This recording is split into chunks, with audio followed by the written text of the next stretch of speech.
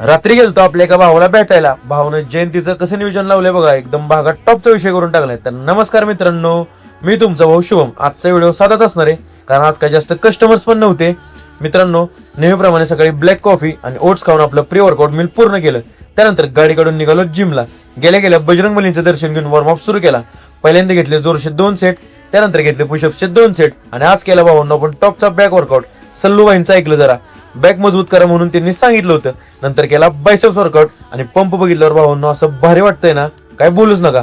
मग उशीर पण खूप झाला होता म्हणून कार्डिओ आणि वॉकिंग काय केलंच नाही. येता येता डाएटसाठी पनीर घेऊन पोहोचलो घरी. नंतर घेतला प्रोटीन शेक. मग आपलं आवरलं आणि बॅग उचलून निघालो शॉपवर. शॉपवर पोहोचल्यानंतर शटर ओपन केलं आणि काउंटर साफ करून सेटअप लावून घेतला. मग साफसफाई केली आणि कचरा गाडीत टाकून पालिका प्रशासनाला सहकार्य केलं. नंतर देवपूजा करून बाकीच्या कामाला लागलो. थोड्या वेळ जाऊन घरच्यांसाठी नाश्ता घेतला आणि तो नाश्ता घेऊन घरी दिला. मग शॉपवरून आपल्या भावाकडून पाणी भरून घेतलं. तेवढ्यात आली कोल्ड कॉफीची ऑर्डर.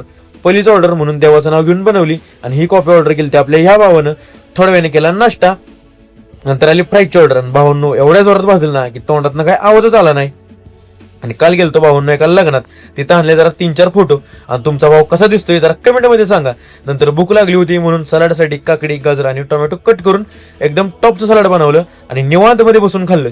थोड्या वेळाने स्वप्नील भावाला आपल्याला भेटायला. भावाला भेटून जरा बरं वाटलं.